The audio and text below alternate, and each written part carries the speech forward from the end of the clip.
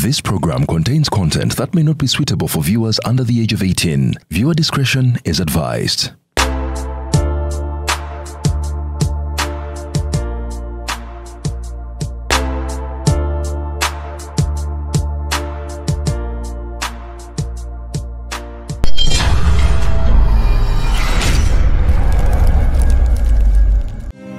Is ordering your stock from China, Turkey and Dubai stressing you so much? Is it taking you months and months for you to get your stock?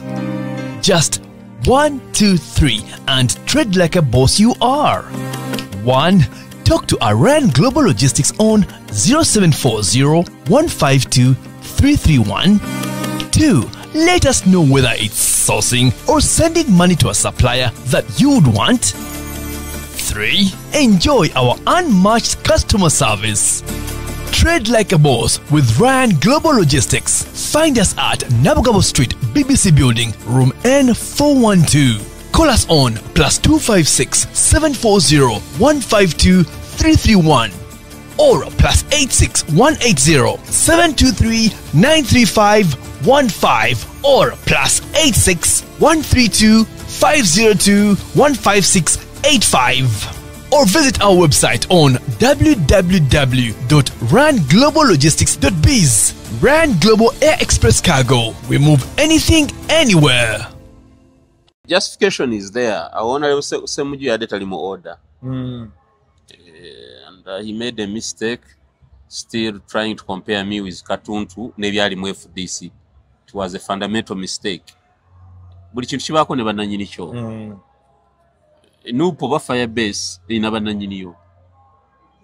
Warukaga abera advantaged nnyo okusinga Segona. Mumanyanga ekintu kyoli munti ndiwa. Buli kintu kibako ne bannanyinicho.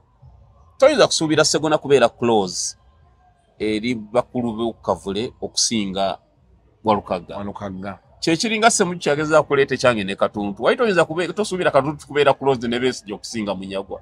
Wala kyali kisoboka. Segona wena wangulu akalulu yansomero olunyiri lwa Bible. Yamba Bible twali tuli mmotoka tuva mitya Fort Potro nga tuli ku emiti ano na Munyagwa nkuwulire. Nanze nkusinga amagezi ne mwa sinagana sebo nsinga amagezi. Tenkusinga n'obwivu nti sebo mateeko gaina mu masters degree sebo. Katika nkuwulirire Bible yegamba zibasanza abo abaleka bayina okukola ne bakola byatayina kukola. Namugabo ategeeza ki namukaluka nakawedde wayina kuwana Kyagulanyi kukola ki okusinga okudambya okolera abantu abantu bali bazokulaga nti gwe baagala namugabo naye si style yange nze sirimba muntu wabata is not up to the task so amuli man sebo oli president olize sibikola nawe akola ensobi bikabikako nembazi sibikabikako kati sebo na lebo Segona nkugamba Bible yegamba zibasanza abakola ebatayina kukola ne balekerera bayina okukola. Okabudiza onalebo Segona onalebo Mpuga onalebo Abedi onalebo Mukaku n'abalala mwayina kyetaagisa kyonna okukola force eyammwe nebeera y'amakulu mu ggwanga buno ne mwayagala okufuna ebyamangu mwalekerera bimuyina okukola ne mukola bimutayina kukola. Mwagula amayembe gabo obugagga mwabeera mu parliament emyaka 5 kati amayembe bagaga atwala mwana okirizaga musaddaaki Segona oyo mukwano gwange even our families visit each other tutera okubeera ewamu tufuna olunaku omu n'akyalira munne n'abaana bonna nera tajja kitwala mu bad face kwana yakingambako sebo walekerera by'olina okukola n'okola by'otayina kukola. Kasuku teri kibi ate abo bawonye nti Luputo yakwata bukulembeze singa bonna bafu. Kasuku bino ebintu byangu singa obona baba batadde abamusinga bali mu exile abamu nga bafu because mwayingira mu kintu nga mwenna temuyina kukibagatta interest zaali zanjawulo onayagala kino nenga mwenna idea namwe mbongo bokkiriza nsandibadde wano mwayina okutabuka ate bubi nnyo. Nze Munyagwa weakness amba kitwalanga weakness kwa bagamba mu politics okwogera amazima teguba muze mulungi. Nenze Kasuku embasi kwagala ngambira sikwagala. Nze olu media houses sigenda kuwana. Nazo zikimanyi. Ne bwankubira amasimu 15 sigenda yi. Manyi nokubaga nti mwe sijja kwate mwasoma mawulire. Sijja malabodde namu. Bakimanyi nabo sirinya mu studio zaabo. Yes, ani mwine ekizibu mwerimba. So nze basegona bakirimu bali bakimanyi. But honorable relative bani naye nze I'm not tormenting them. Nesagala nabo babenga abewunye nnyo kukyabatuusa kuba ba Joyce baagala. No, ye mwali sije mwalina okubeera. Kiringa kati bosanga omuntu w'okukatonga nga kugamba tetugenda kuwagira munyagwa tuyine omulago tugenda okuwagira. Nseka busasi ne muleka. Bali basajjabo. Bosanga omuntu w'okukatonga gasiwagira munyagwa omusekerera omuviire. Nzenzeka asobola okubataasa ku kawike boolekedde. Owaye lero nga muli busy. Ono siye mugagga wange. Emmotoka eno Jose bulungi bagikwatamu eri yonna wansi. Bagitereze. Kamalalo omugagga wange ono wano. Ng'oli mweraliikirivu. Kasuku. Nabye benzi yo wali ne ngamba. Ugamba oti. Ngombuzeeko. Kiri kitya? Awaye si byangu. Oluto nga lukuggwako. Si byangu. Kasuku. Kiki? Obulamu nabo wabubala si bwe butambula. Buleka bugenda bukyankalana. Bukyankalana kiki obuzibu ki? Ndi mu katubagiro ka byasimbi. Oyagala ssente? Njagala ssente za bwangu. Buli wengezaako okugamba wano baleeta ekyapa leeta byobugagga byo. Naye kati lwaki tonkubirangako ebyo ebintu tubimala buli lunaku? Tofaayo jangu kutwa. Tugende kati gwe yagimanya nti ekyo kiwedde. Kiba kiwedde.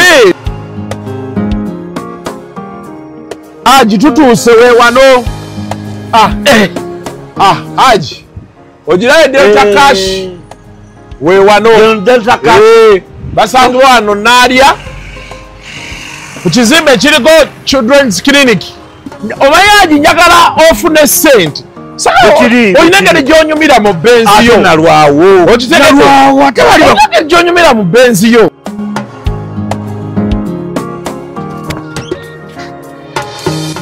Onaze kwewola. Kibadde kitya? Njo sikimanya nga toli musajja mugezi. Okitegedde? Otaasizza nnyo nnyo. Okimanyi bangambye ebintu bitono nnyo. Just logbook. National ID. Bank statement. Bank statement yokka. Mu ssaawa 10 nezi. Ndakuba nga nfunye ssente. Ssaawa 12 ojja nga olina ssente. www.deltacash.ug osobola obijjulizaako byonna ssente ne zikusanga. Okitegedde? Okimanyi nti bangambye emmotoka yange nsigala nvuga. Emmotoka bagisigala. Bakuteeramu turaka n'osigala ng'otambula nayo. Kati ssente njagala ogenda ozigyeyo ate nkukuba olusa. Tewali tabu.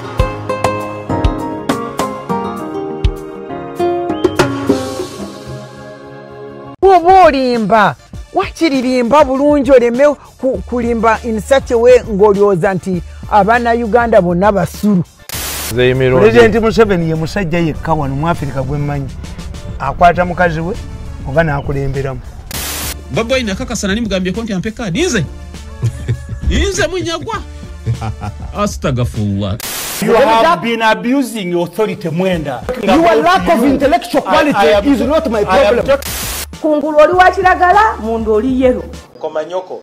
Ne bannange.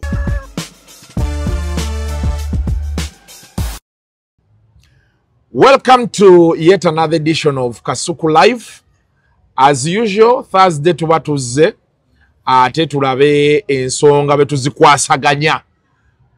Abantu badde beebuuza Kasuku nga tokyalabika nga tetukulaba. No, mbadde mulwadde. Kituufu. Mbadde mulwadde. Naye si buno obulwadde bw'abaavu obubala embiriizi. Nze nalwala mpewo y'abazungu. You may think I had a fever like you. No, I didn't have the poor man's diseases. Much as we are for the common man. But not so much. Mbera nino bategeeza. Actually, chairman wa LC1 etwala Mayor's Gardens ekamuli yambuza. Na manze kulaba Kasuku atenga taliko press kwitalo mulamba nga taliko. Mugamba ina ali ku mirimo mitongo. Abantu beka mulinga banjagadde nnyo. Nalisagala muganti ate kubala embirizi no sija kunafuya brand yaffe. Nenga mutufu Katonda yebale kusasira. Mutyaba yagano gamba abantu ebyantukako. Madman. Nayo nalina okukimanya kati ndi president sibi ebiri Mutyaba byakyuseemu. Yes, when kubuza nti onaliwa please you must disclose. You need to make the world know. You must disclose there and then. Bwafa tukukwata. Oyinza kwesanga mbuzi okutyaba. Very big problem. Saiso kula honorable. Nyanze mukama. Ugamba otya. Kaye Bungereza. Navaayo. Wanda be Manchester. Nakulaba. Nakulaba nene nkusasira. Wayo yakulu. Omayi team eyo nayo nzivu. Zala nkusasira. Kasuku wande badde muvubuka ngo ine sanyu. Nayo luse kiri kumalako team nayo mweri. But we won that day. Actually you won. Era nebaga Kasuku ya temikisa. Ate so bibera birinda bigambe Kasuku wagenze n'ebisirani. I said it won't happen. Mbanyingira benti ne tuteeba golo. Kolo mwawangula. Kolo twawangula. Otherwise, how is the going? No, we are trying, my brother. Nera tukusaba wone tusaba Katonda wone mango joining a trail. Campaign trail later. Campaign trail retambula. Nakulaba nali Bungereza ngambuza soko. Omusajja nga tetunagenda ku nomination mba ndi awo ngoguse. Enduru. Nengamba bannaye. Abantu babagalire bweru. What was the problem? Security, you know, akusoka search tegera ne electoral commission ne mala ne batunyonyola because twababuuza. Ne batugamba nti waliwo saboteurs. Abatandi agade nakalulu kutandika mu Uganda. So that's of course kati awo muntu bomu wetulikira of course. Electoral commission naye bakubwerinde. And it has to deliver a peaceful and credible election. Twabanyigi twababuuza ebintu bingi natuka malega tuleka kasita mu nominate nze mugende naye baasi restricting abantu abiri okwagala ba managing security. Nenga in future balina okwetereza balina okufuna police abasikuumya bamala mbenga musokiza abantu ebibiri ebisatu ebimeka. Yes, muba checking bayingire. Nendoza nabo but I think oloko bali bakasenguka. I think there was a venue pia mkavuya konda tabaso bakwetegeka bulungi. But ekikulu mu government mu struggles okwesimba ose kugenda kuwasa. Kandi kokuza ye musinga te yakoze bwati. Ononga te yalanze kino. Okwesimba ngo oli opposition. Mu bibuli kishotukako buyambibwa. So we can't. So akudda kubagiza kwebyo. Bana naba bagamba ate emikono tejawera neŋŋamba emikono gyonna gye twatwala. Ekirungi waliwo nga tonnagenda n'ogiraba twalina emikono egiri more than enough. Of course nze nebaza Dr. Besigye mu kino. Yampa training emala. Ffe twatwala seti z'emikono 3. Kati mu psychology omuntu ali ku EC yabaloza ku lunaku olusembayo. Twasukwa ntwaye seti esooka. District 10 mu something. Ne bagamba oyiseeka 22 zokka. Kati wanga balowooza tugenda kudayo mu field tunoonye kumbe tulina seti endala tubayinga we saawa 6. Netubaleetera endala. District 13 nezigwamu. Naga muzino wayiseewo kati mu bwanji bwa 5 mu 6. Ku lunaku olusembayo natuka kati mu bwanji bwa 5 mu 6 basewo. Katuzijja wanti ffe tulina mugende muzinoonye muleete. Netoloola bwetoloozi. Nendeta 16 zonna. Nozibawa. Nimbaga mzizino. Kati nebibasobera. Nebaga ate nezo batezimazi nyina. Tujja kuleeta ebidala. Waliwo tiimu ezakayingirawo. Omuyaye ndooza tulemerere tumuleka yagende. They didn't have an option. Kande bangamba nti yeno ogenda ku nominatinga. Naye kati certificate tulina okusooka tugitwalire justice byabakama. Agisayininge then ekusange wano. Namusooke mukiryalinga bino mu vetis. Olwabikiryalinga tubikuba ekifaananyi. Nengamba Jeno Bigirwa buukira boda. Bigirwa agendera ku boda. Natwalinaga batumye certificate. Bagenda mutuwe certificate. Simundu gavuga wa kino sajja bakubya ate kali Bigirwa sooka oyingire. Tubimalire munda. Nga balooza oba yalina ekifaananyi yekka. nawe ntako kukisaasanya nti batukiriyalize naye baga certificate eri Lubowa kati tulina kyakola mujje kale mu nominating certificate nejja yansanga awo njikwata ne ngende Lubowa so tekyali kyangu ng'abantu bakiwulira naye lwakubanza nalina okweteekateeka okumala twadde nnyo mu opposition era waliwo bannange twalina bawo ate Munyagwa yayiseewo atya no twakozesa okusooka salenda tactic omanyi never be predictable bagenda ne bansindikira abamu abefuula ba aspirants nga tuleeta akavuyo naye nga pulaani yali akunkwata bantwalirewo ekitalya nze siri mukubi wa bikonde nze ndeese emikono gyaba bagiverifying gyonna gigweyo ekyokubiri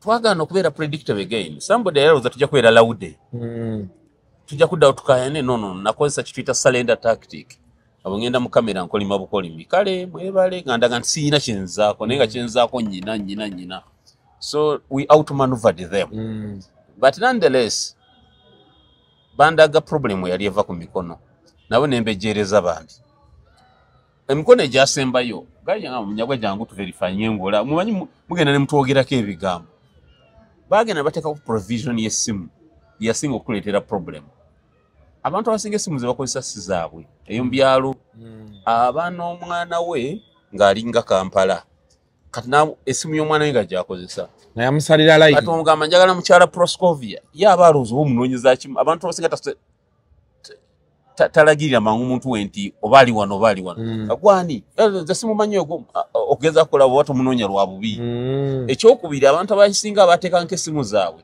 nga bagenda electoral commission nyaba ekkubira omuntu w'omukyalo kumugamba nti gwe owagidde Munyagwa agamba ndeka kati ogwo omukono guba mufu that's what caused the problems bw'atandika ebyo ndeka nga nze muwagira ntya nze ndi opposition nze ndi wenaare nga bagamba ogwo mufu kandi bana bakuba tebalina nga njogera alo omuzeyi Kasambwa wataleddeko n'omusajja w'ekibiina kino ekipi eky'opposition kibayita Common Man's Party wamaga wamwagidde fe electoral commission kati omuntu w'ekyalo okuwulira essimu bwetyo mu matuuke abo basinga agenda kutiirawo kakati but for us we knew that all was going to happen era emikono egiringa egy'abantu baffe twekakasa si gye twasembyayo ne tuba utumanuvali yes ne otherwise tetwaliko ku list man kintu tekyali kyangu waliwo yali aŋŋaanaŋŋa nti oba gavumenti yezannya teyagala ba presidential candidate bangi no government ejja kuzannya neera yo teri kuleka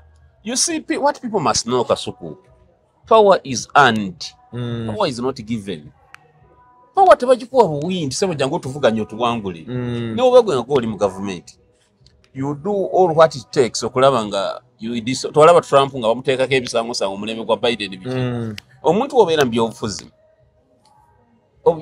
byonna okuva webitandikira paka bikoma it's not fun ekintu kizibu nnyo you must equally be sophisticated omanye nange nina okuba omukujjukujju omugezigezi naye bw'olowooza nti ojja kuvuganya gavumenti olina okugyetegekera nga buli step gyogenda kuba ne plan A plan B plan C fe okuva letwalonshinga ekibiina kino abantu bazze batwandaratinga kiringa abantu abatunyooma up to now abamu naye bajja kubeera surprised by the outcomes of this election bajja kwekanga bagambe Common Man's Party efunye etya ababaka bano efunye etya percentage bweti bajja kwekanga ffe tukola nnyo ebikolwa bingi okusinga ebigambo nalabako press conference nga mugamba sente temukyalina bulungi kituufu ate si kyabuwemu njagala saagala naawe okisaakanyize mukwagoli oli wa mu kibiina munda buuza nti abantu babeera beetaaga omumanya kubanga si kyabuwemu ne mu America basonda sente kituufu actually mu America basinze n'okusabiriza sente ne bamuwa ennyingi bagamba ono w'amaanyi omuleena abantu bamuwadde sente okusaba sente mu kalulu kabulombolombo akalaga obuwagizi ekyokubiri ani atazze ng'asolooza sente ani atakuba luseke mu campaign ne jjajja yennyini alukuba aba business people bonna leka naawe abayitamu maama jjajja abayitamu alinga gwe naye badde bayiti ye yakikuba dda teri atakuba luseke abaganda baffe abanupu nabo wabalaba jo ate nga bo babaddewo nga bali ne mu iPod for the last 4 years nga bafuna about 5 point something billions every year bwe kigamba waliwo presumption nti badde bafuna ne kusente naye nabo bayisizaamu oluseke oluseke mu byobufuzi kiri halali because oba ku struggle y'abantu kozi y'abantu neera abali abatulaba sente tuzeetaaga osobola oziyiseewo akasuku kubanga kasuku uyo omu ku bayambi bafe ab'okuntikka ennyo so okuziyiseewo akasuku n'ozimuwa ajja zituusa musajja wa mazima mazima akyagayinamu sente tuzeetaaga so gamba kasuku munyagwa mukubidde ebipande bw'ebiti jangu ne sente zikwa erara egi ningi ewumyemu omutwe yes kubanga ffe eno kozi y'abantu kasuku tetuba ku byaffe tuli ku bizinesi yaffe ng'abantu so ekyo sikive neera sente tuzaagala whoever has the money please zirete sente zetayagala z'abantu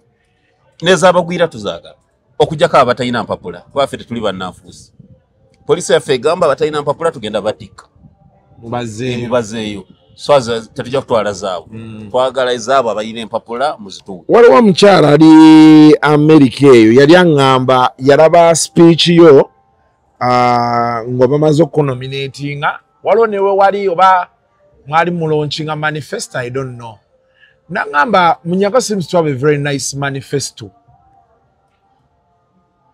wali oyogera ku kyabagwira naye ng'oyogera ne ky'okukyusa olulimi lwakuba saategeera waki ate oyagala tudde mu Lufalansa anti kakati ye problem gye muyina ekyalo omuntu aba munnakyalo si kyalo kinti abantu bafe abeera mukyalo naye waliwo kituyita ekyalo just kikozesa mu silanga mu kibuga nti olinamu ekyalo nti omuntu waaba ekyalo kitegeeza omuntu okubeera fixed okubeera gwe obwongo bwo nga tebukyuka bw'alowooza ng'oli ekangulumira bw'olowooza ng'oli ekampala bw'ojja okulowooza ng'oli mu Amerika bwe tokyuka osigala munyago ow'ebutambala that is very dangerous ennimi is just olulimi it's a medium of communication tekirimu kirala Canada wanga liri wansi wa Bungereza liri wansi wa king wa Bungereza lwaki waliyo province eyogera Olufalansa lwaki tebaluwera wanga liri gwanga liri wansi wa Bungereza lwaki tebawera Olufalansa but shifting from English to French isn't it radical no sigambye from English oluzungu ye official language yaffe tujagala tetuginako na buzibu lisigale nga lusomesebwa naye second language tayinza kuba Oluswayiri Oluswayiri lunafu nnyo okubanga ye second language y'eggwanga lunafu nnyo lutya kuba tutambuza East Africa first before we move to the rest of the world East Africa ku Africa please boogera Oluswayiri e Gaboni boogera Oluswayiri e Sudan e Khartoum boogera Oluswayiri Senegal boogera Oluswayiri yawula Africa bwe South Africa boogera Oluswayiri yawula Africa ku East Africa ensi zonna kasuku ziyigiriza abantu baabwe ebigendo bayamba opportunities bw'onooleeta ekintu kalubeera olulimi kebe kali kyane nga teriko opportunities za byansimbi oyonoonye budde ensi resources ntono olina okuyigiza abantu b'okuyigga nabagamba Oluswayiri tusigane nga tulwogera abalwagala gwe wasoma omanyi Oluswayiri lwaki tolumanyi ate nga lulimi lwamwe lwakubiri sinomanyi tolwetaaga teruliiko kifuna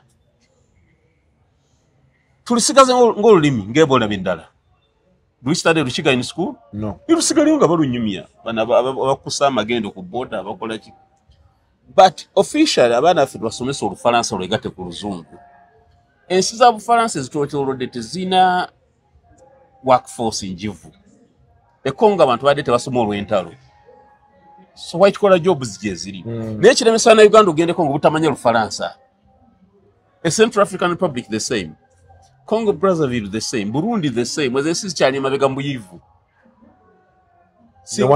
Exactly. Singo somesa na Uganda olulimi olwokubiri. Ojja kwesa nkasuku nga ina TV e Kinshasa nenge erwereza mu Lufalansa. Ngene kasuku abako live.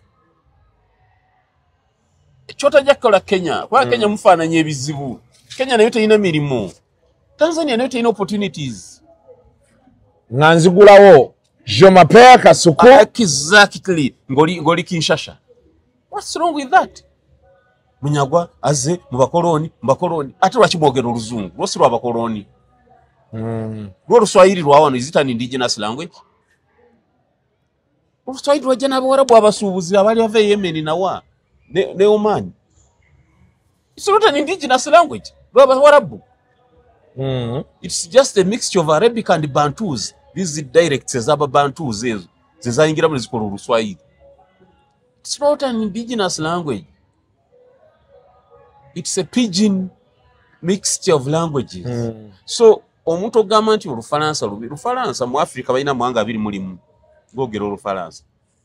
Bogattako European Union. Buli gwanga European Union agasiga kugera Olufalansa. Canada erimu ku province namba gita Quebec. Lero bogenda y'abaddugavu bali basinga kuva Congo, Central African Republic, Senegal, Western South Africa zogera Olufalansa.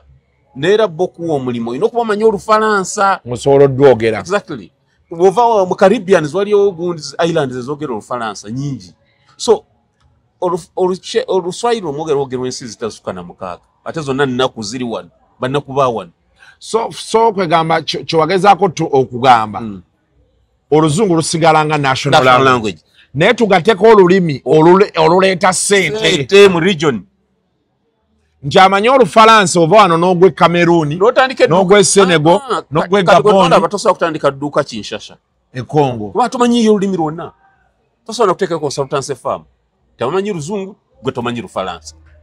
Tomanyi Lingala. Naye ng'ate mu nsi zonna eza Africa eziriwo ensi erina opportunities kati eri egi Congo. Yeah? Congo. Congo is a continent, ina resources, ina buli kimu. Lwakuba yatulema okuyingira olwa language barrier. Language barrier. I see. So there are some of the things abantu bali bangamba eyo point byo bayite bagitegedde n'ekyendowooza nti kati abanala bakasukula live ensonga eyo mugenda East African community bagitegeera. Lwaki twagala okuva mu East African community? Omanyi tuve mbikwate. Bungereza yaliko mu European Union, don't you know? Yes. They were about Brexit. Never. Banga Bungereza yiga calculator gaba immigrants bonna bamalira Bungereza bava mu Eastern Europe. Olokwa yali advanced okusinga ku nsi endala. Ba immigrants bonna bava mu Yugoslavia abalina passport za European Union nga bamalira Bungereza. Niga nedda kino tukifiira tuli mu kafiira mu bufiisi. Baden tukibuukemu. Bungereza ku atujukira omuntu watuuka Bungereza tabeera mu England moka asobola okubeera Wales, Scotland, so you know ne balabanga Baden egenda bayitirako. Ne calibrating naga European Union tugifunamu ebirungi n'ebibi bikiriwo ebisinga nti ebibi ebisinga tugiveemu. Mve ku bikwate East African community togifunamu. Wali ogenda mu supermarket ya wano ebintu ebisinga mu bya Nairobi. Bruband bino byonna biriwe waka ebikozesebwa ebisinga biva Nairobi. Gwe Nairobi toyina kyotwalayo. Ekintu kyebakkiriza ekya Uganda kibatabani nga kiri ekimanda gokka. Emabega abo bayina enjala nga kasooli waffe bamuyiggeeyo mu byalo wonna. Bwe babaza batandika irrigation ne babaza emmere yaabwe naga kasooli wa Uganda tetukyamwagala alimu n'eddagala. Naye omanyi kye bakoze? Kyova olaba America, emmeeri za America ezigula ebyokulya zibeera mu Mombasa, zigula bye Kenya byokka. Bo bakubrandinga nti ebyammwe ebirime birimu eddagala.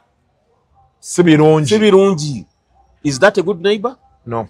Tanzania of recent yagubye abaana abadde basiika chapati bakola kya basoga be Uganda abadde Tanzania. Dar es Salaam bona babagobye.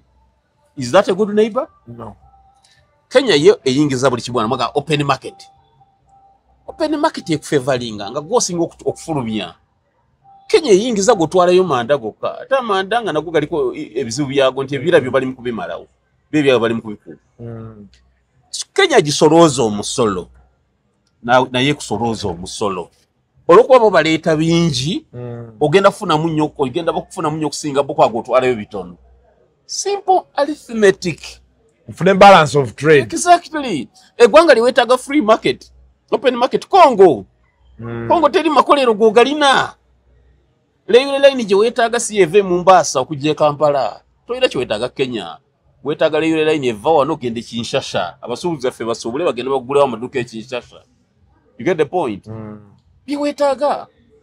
Congo gy'oba oteekako amaanyi muyingire mu ndagaano osindike odipulewingire UPDF. Nenga UPDF ogitwalyako abasuubuzi baffe abasala embaawo abakola ki bandi buli ayagala. Mufunemu. Exactly. Naye tolina ky'ojafuna Kenya. Kenya yekufunamu genda mu restaurant zaffe zonna wano hoteli zijjudde bannakenya. Gwabo baba goberi nti balina mutindo gumala tebasoma kimala ababo. So Uganda teyina kyefuna mu Kenya na Tanzania. Kenya yetufuna mu Tanzania. We need to revisit that protocol. Waliwo abaga nti omwalo e Mombasa. Kituufu Kenya bwe tusala ku Mombasa tuba landlocked. naye naffe twasalako Maraba ne Busia tebaba ne exit. They need us equally. Tebajagala Mombasa on us because naffe tujagala Maraba ne Busia. So East African Community yetaaga okubeera revisited. Tubeke emirimu gye tumanyi nti gino gyaba na Uganda tegikolebwa muntu yenna kobe wa East Africa safeguarding emirimu kati nga waitress mu hotel mu restaurant wetaaga munna Kenya yasobola okuweereza mu restaurant bebe waleyogera kubagwira exactly waliwo emirimu gyolekera abaana bo nogamba kano kaffe abaana abawala katubalekere bano okuloogu nene waitress katuyira banna Kenya omusangayo ate n'omusanga eno wansi mu Rufula kakati genda kubagwira bamwe ba investor bamwe sebe mutayaga atwogereko mwanyimu Abafirika buli golanga mweru oloza yasinga okutegeera golanga mweru yo investor huyu ayitawo muwega hapo ayitewo omusajja natandike industry embalale mukono nalange kolero notamuterawo minimum wage abaana bo zayagala za basasula bana Uganda bakolera 1300 olunaku 3000 olunaku oya wabana Uganda 1300 yawe ba tax holiday ya myaka age tajja kuwa na musoro ettaka lyaliko investment authority yali mufunya kuwerere kankutemetere mu investor mbategere investor agenda nave wa Bombe nga ine $10 10 ku account mbwe Bombe naguka wano nafuna investment license wafuna investment license naganja akola factory kola sabuni na kijagala yika 2 ezettaka ne bagende namanve ne bazimbwa kuwerere namutera mu amasanyalaze mazi na mu echapa Pateru and Company Limited echapa ekyenyini kya Australia natwala mu bank bulika ya bilioni emwemu ne yola bilioni 10 oluzijjayo nateka ka factory ka bilioni 5 bilioni 5 nazitwala nazikola apartments e Dubai property ya mweji yasange Uganda jasinzeyo obugagga busanze Uganda aba musiga nsimbi babasajja aba muziri wazaze nazo musiga nsimbi kyatasoba kwegulira ttaka oko kusiga nsimbi oba kubba nsimbi bamukungula nsimbi siba musiga nsimbi baba ze gagga walira wala bo bagende kasuko wako property ya 20 acres wano mu Kampala gochoka tosoba gitwala mu banka nosinga nofuna capital sobola kichoka ffe tuli bisiru kwegama tetutegerera ko ddala tetulina bana Uganda balina makolero gamanyi wava munota ina makolero omugenzi mu Rwanda tayina makolero wali omwami gwaita Mohani Kiwanuka akola ebitabo Oscar Industries tayina makolero wachi mwalowooza abantu abaddugavu nga ffe tebategeera kakati abo tubagumidde kale ba investor bamwe bamusiga nsimbi wao nabo tetujja baleka bajja kudamba ewandiisi wajja kukola ki okisaanira okola ki kati nettaka waligula oba bakuwaliwe nti abampalibwa zirituwa oba lisasuli bana Uganda tebalina ttaka kwe babeera mumukwata mu China olwokuba mweru mumuwe ettaka that one can't work bana Uganda tuwe ettaka nabo baliyewulereko bakolereko ine ebitu tusokkiriza bintu webityo kale abo tukatubaleke bamusiga nsimbi naye nabo tujja bawandiika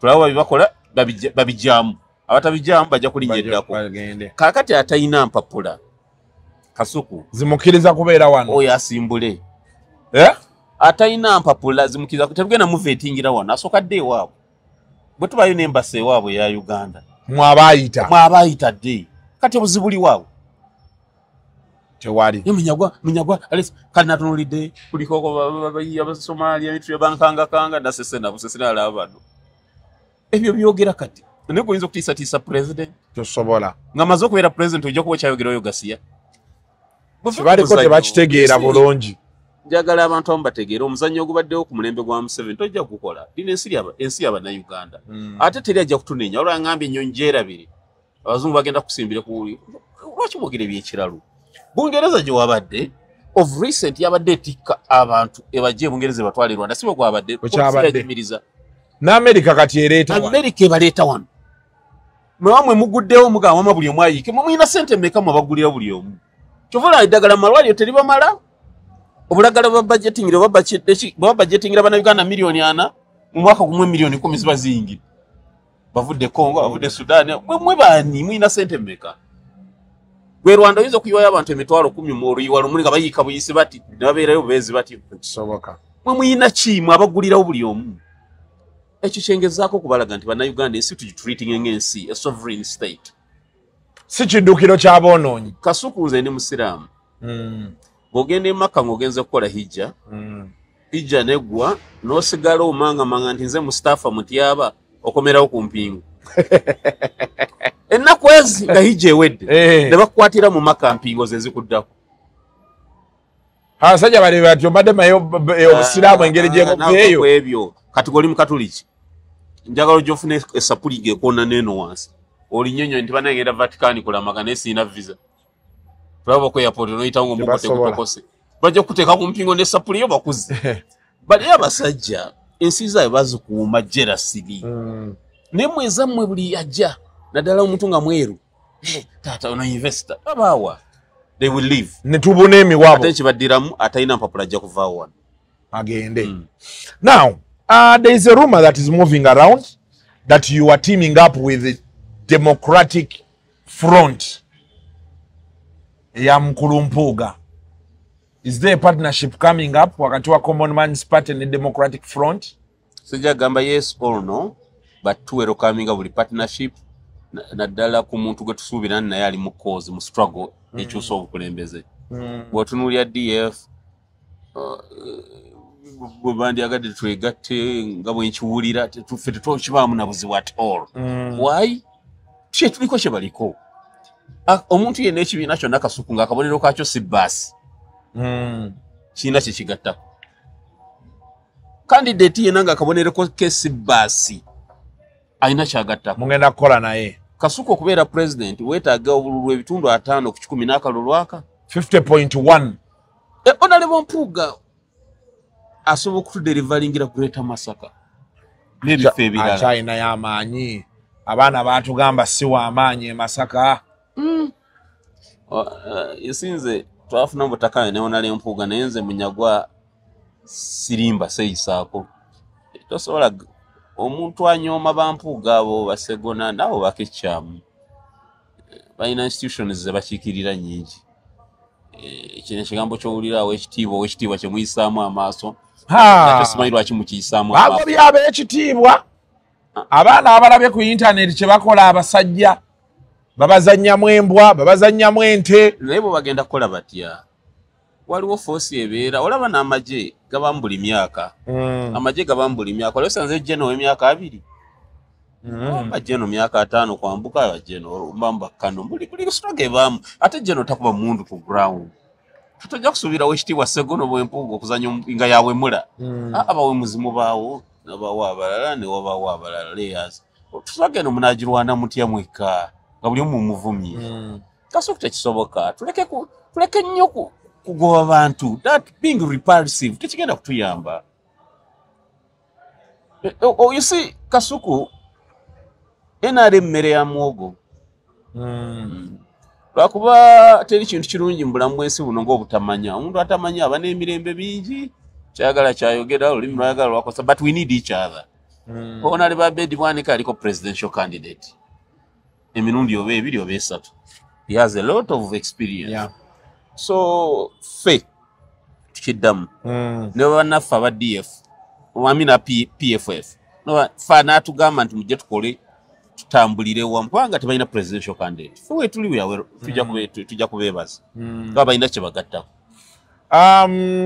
recently awo era wembeeredde ku ndiri kaadi zaagabwa kaadi bezigabwa there has been a point of contention bawa Mathias Walukagga card ne bajima Honorable Sseggona something that raised the debate to a point nga bagamba bawa batya Walukagga card ne batawa Sseggona and the debate came about elites oba elitism vis-a-vis ono omuntu gwe tuyita omuntu wa bulijjo particularly nalaba Honorable Ssemujju Nganda agamba nti there is nothing that can justify okuwa Walukagga card n'ogireka n'otagiwa Sseggona in terms of levels and everything. No, justification is there. Honorable Ssemujju yadde tali mu order and he made a mistake still trying to compare me with Katuntu n'ebyali mu FDC. It was a fundamental mistake. Buli kintu kibaako ne bannannyini kyo nupo ba Firebase erina bannannyiniyo Walukagga abeera advantaged nnyo okusinga Sseggona. Omanyanga ekintu ky'olimu nti ndiwa. Kati gwe Kasuku oyise president onzijeri nga nziruka. Why leero nfunye amaanyi n'okurekodi omanyi gye nvudde.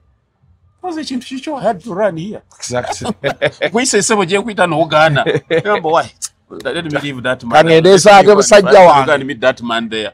Ssebo nkyukidde somewhere gye mbadde nkwitidde ku gate. Now aliwa office agambye waayagala nga okay. Koze ekintu kikyo.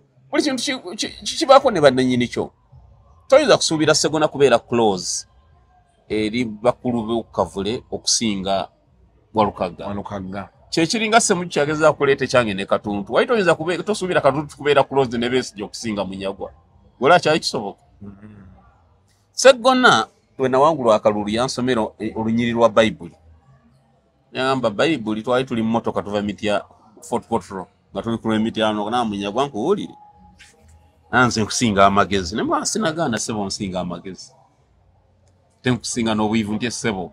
Mateeko galina mu masters degree ssebo.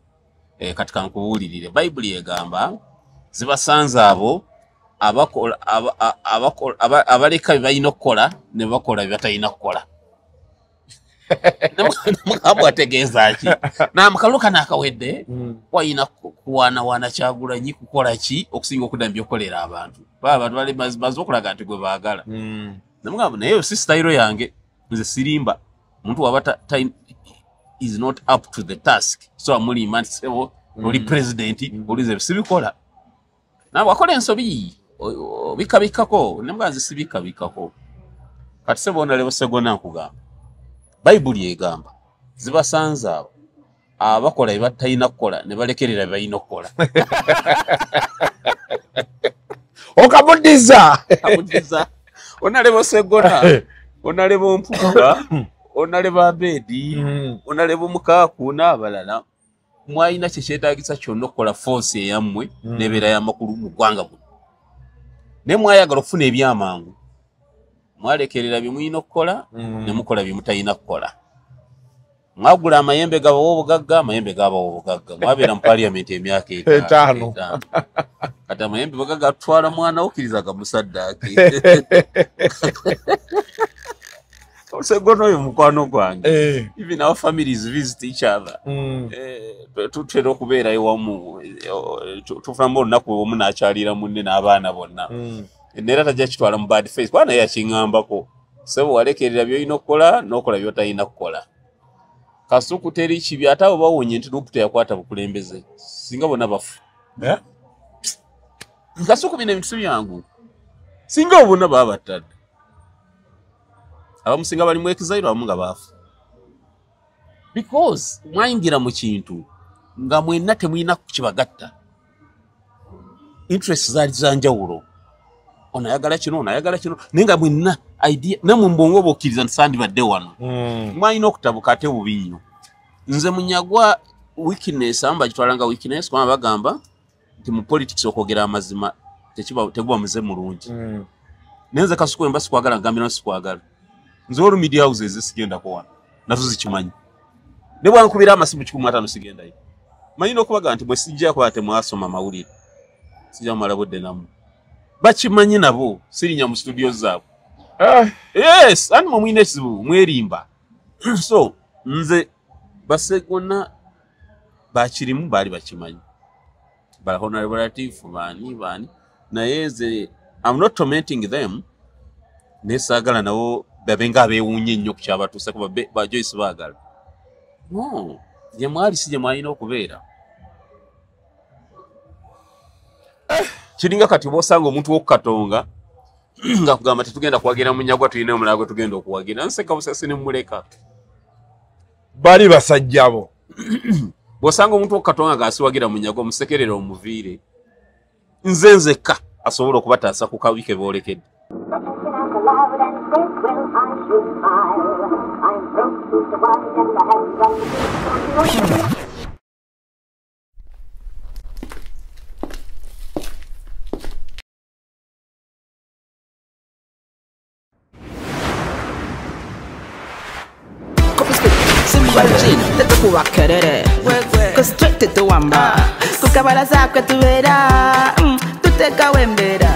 Coffee Spirit yeka Simba Jini n'aboggola nanti swaga mukyenda tulaga masavu merere Coffee Spirit Simba Jini check under the cup SMS the code wangula ebirabo tulaga amaanyi kaluka sita wabuuza Masavu maji Bikole Masavu ne Premier Distilleries. Simply buy Coffee Spirit or Simba Gin from a Duka or Kafunda near you. Check under the cap, send the code to 6688 and stand a chance to win border borders, tuk-tuks, cash, airtime, flat screens, mobile phones and a grand prize of 50 million Uganda shillings. Lero Premier Distilleries because they Masavu. This promotion is brought to you by Premier Distilleries Limited and is valid for a limited time only. Terms and conditions apply. Alcohol is not for sale to persons under 18. Please drink responsibly. Mbadiramu baganda bange bomu DF Katonga nzenze ka mwaliwo kati asobola okubataasa akabiko boolekedde ebira tuli byogera akalulu kawedde now Independence Day is upon us. Is it still worth celebrating? Teina makulu neera fencha ku Independence Day kwenye tuyina rali. Bana Uganda tuyiga okuva ku bintu ebikwata ebitu bite. Kakati rationali iliwa. Oina Independence Day. Oina Liberation Day. Independence bwetwaze. Galinga menu nula nago. Oina Liberation Day bamusabendo bawamba nga 26 ogikuza. Oina tarehe 6 Heroes Day. Tarehe 6 ojikuza si Heroes Day. Heroes Day ndala. Heroes Day ndala. Tarehe 6 ya Mufebu. Febu nga mukaga. Ya maje. Nga ya maje. Oina Heroes Day. Mu May. Oina Workers Day.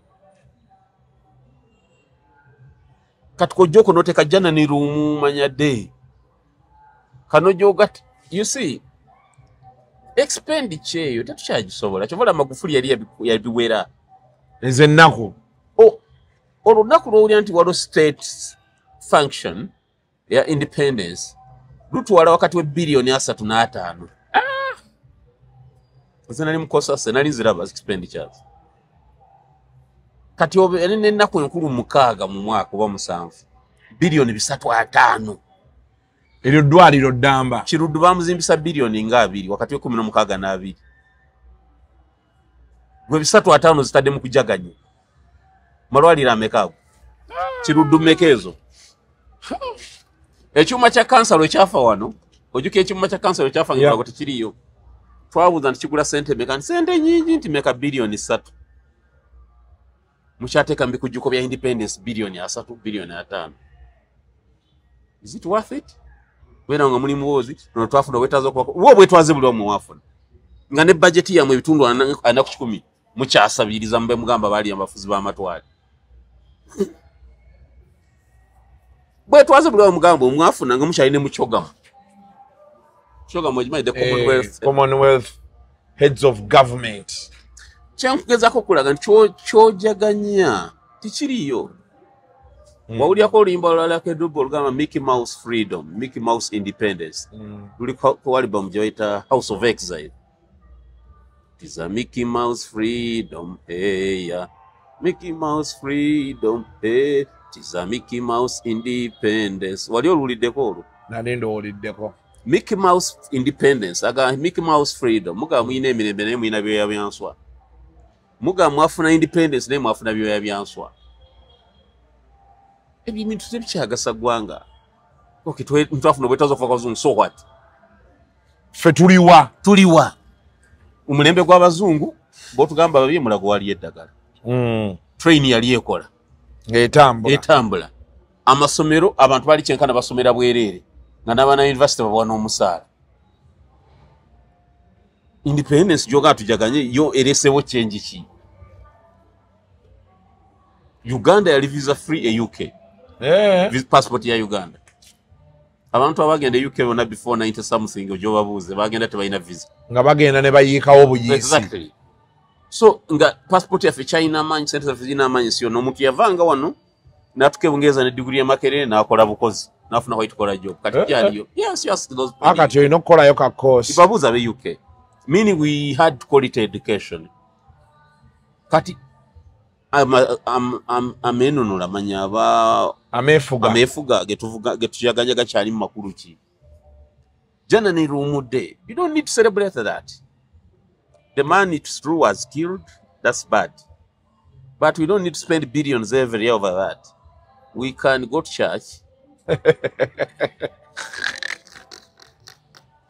Oba mukolo bakuteke mu State House. You don't need. Genda church ojigambe bannaye mutwe project yeji. Tujizimbe in memory of Janani Rumu. Nebo chikola annually. Noga bannaye Anglican Church. Lero mukujukira Janani Rumu tujuwadde eddwaliro. You understand? Mutwe taka tuzimbeke eddwaliro. Instead of spending 30 billions, to 10 billions muzimbe eddwaliro. Tuwagambe nera mukujukira Janani Rumu next year mutubule ekyache tubakolera. Nero bannayuganda bajja kujanjabwa. Church mutubulire. Mutuwe mwinetta kasamu yatekeko gundi technical school ya Janani Rumu. Sibira bikola makulu. So over the years, wabera so many things. It's unfortunate that the big man was killed. But tunabera kwechonga chetuliko ntumule n'okuwumula. How many killages abafudde? Tugenda bonna tubatera olunaku. Mutesa was poisoned from UK. Neteka olunaku.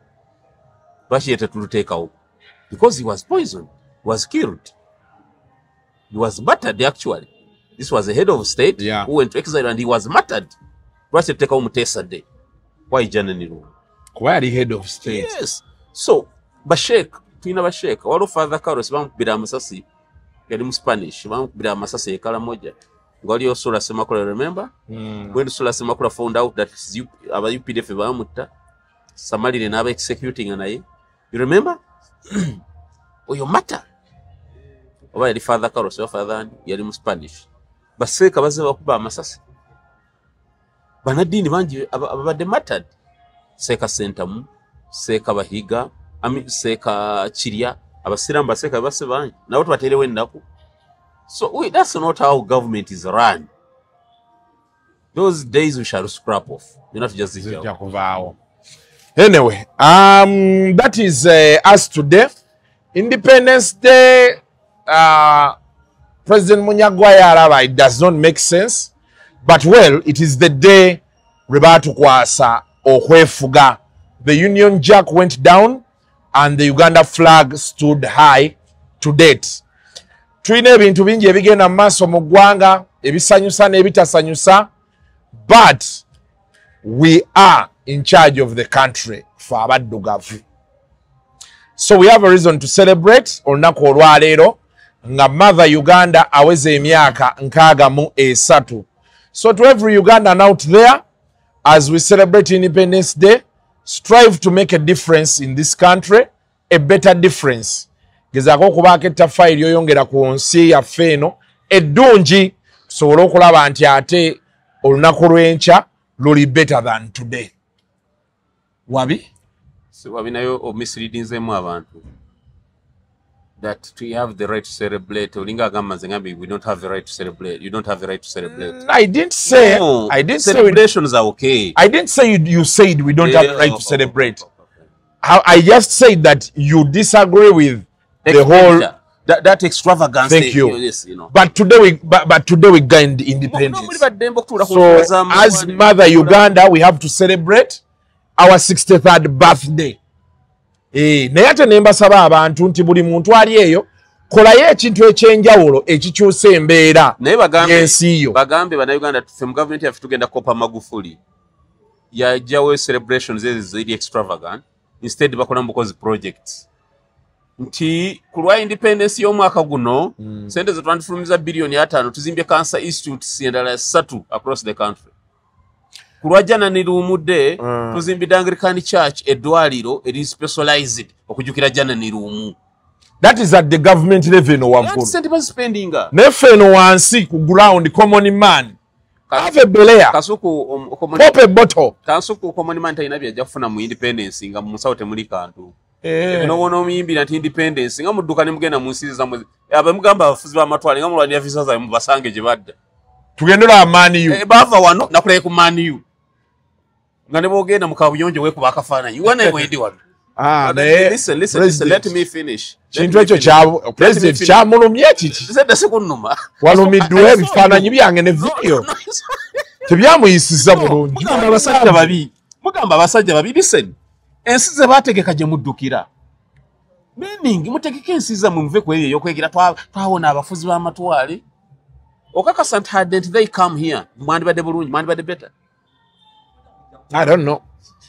Kasi kumuve muzannyo nammwe. Byebyo no bannange on the campaign trail on Independence Day tuliwa Kayunga then ku Friday tuddawa tuyinda Busoga conference Busoga district Jinja district plus Jinja district and Busoga conference tugenda beera wa Jinja district omanyi byawukana Jinja district na Jinja city bayawula katwalo gye tuyita Jinja district gye tuli Friday. Yes. And Saturday? No, we shall roll out the entire program to Jitereka abantu awo. Essaawa yonna ngenda kuba neegatta ku team. We are finishing a few modalities here and there. But if all goes well, Friday twandibadde tusobola okustreaming live. Enkya tuwe mutyaba wadde oli mulwadde.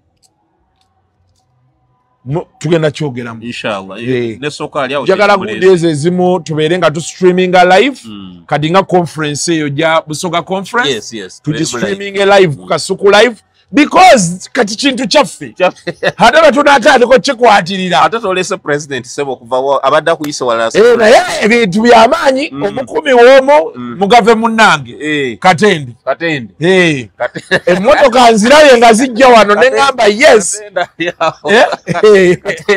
kati kasaraye nga mugave munnange yakuttemu nemanti ate kati naye ekintu ajja kyagala okitegedde so naye nga ebitiibwa byamaanyi emmotoka zijja zisinise ziti wano vayo nezituuka nezisooka zisibamu eddakiika 5 mukulu empewo nemufuwamu n'avaayo n'asooka agisikaati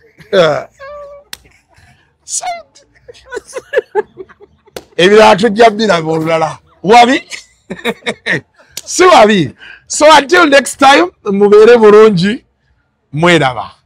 The views expressed on Kasuku Live do not reflect those of the host, producers, or management. They are solely of individuals providing them and do not represent or reflect the official policy or position of this YouTube channel. Olimba wakiririmba bulungi oleme kulimba in such a way ng'olyoza nti abaana Uganda bonna basuru.